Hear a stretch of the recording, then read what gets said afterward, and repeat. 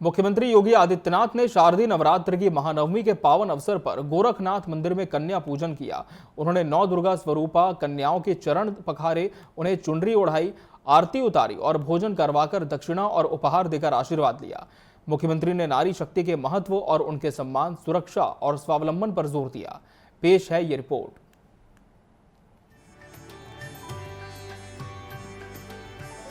मुख्यमंत्री योगी आदित्यनाथ ने परंपरा का निर्वहन करते हुए गोरखनाथ मंदिर के अन्य क्षेत्र में 9 नन्ही बालिकाओं के चरण धोए और सुनिश्चित किया कि किसी की थाली में प्रसाद की कमी न हो।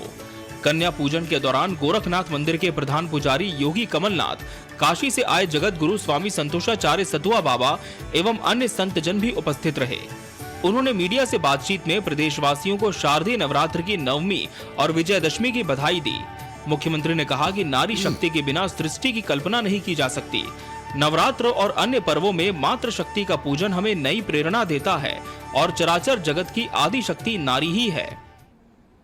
जीवन के किसी भी पक्ष को लेकर के अगर हम देखेंगे तो नारी शक्ति के बगैर जन जागरण के प्रति, उसके बगैर इस सृष्टि की कल्पना भी नहीं की जा सकती है।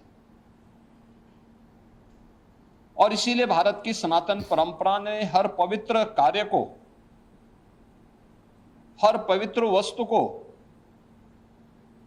नारी शक्ति के किसी न किसी रूप में रख करके वर्तमान और भावी पीढ़ी के लिए एक नई प्रेरणा प्रदान की है। वर्ष में 2 बार वासंतीय चैत्र मास के वासंतीय नवरात्रि के अवसर पर और शारदीय नवरात्रि के अवसर पर हमें इस अनुष्ठान के साथ, इसी भाव के साथ जुड़ने का अवसर प्राप्त होता है। मुख्यमंत्री योगी ने बताया कि प्रदेश में मिशन शक्ति के अंतर्गत महिलाओं की सुरक्षा, सम्मान और स्वावलंबन के लिए पंचायत स्तर तक कार्यक्रम चलाए जा रहे हैं। उन्होंने बेटी बचाओ बेटी पढ़ाओ, कन्या सुमंगला, सामूहिक विवाह योजनाओं और नारी शक्ति वंदन अधिनियम के माध्यम से महिलाओं के लिए किए जा रहे प्रयासों की जानकारी दी। शारदीय नवरात्रि के अवसर पर हम लोगों ने प्रदेश के अंदर भी मातृशक्ति की सुरक्षा,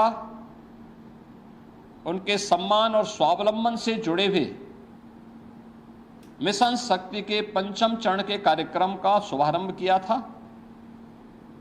और मुझे प्रसन्नता है कि प्रत्येक जनपद में जो इनिशिएटिव लिए गए इससे संबंधित, वह अत्यंत सराहनीय रहे हैं।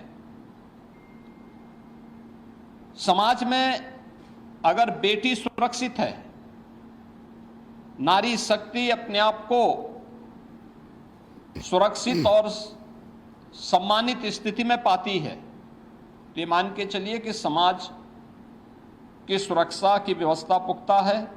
मुख्यमंत्री ने कहा कि उत्तर प्रदेश में 1 करोड़ महिलाओं को पेंशन, 26 लाख बेटियों को कन्या सुमंगला योजना और सामूहिक विवाह में आर्थिक सहायता दी जा रही है, जिससे बेटियों का भविष्य सुरक्षित और समाज सशक्त बन सके।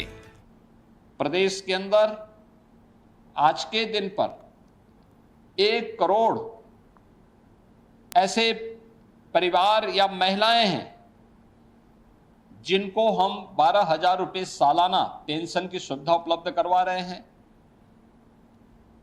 26 लाख से अधिक ऐसी बेटियां हैं जिन्हें मुख्यमंत्री कन्या सुमंगला योजना के माध्यम से जन्म से लेकर के स्नातक तक 25,000 रुपये के पैकेज के साथ सरकार ने उनके प्रति सरकार और समाज की जिम्मेदारी को समझते हुए इस कार्यक्रम को आगे बढ़ाया है।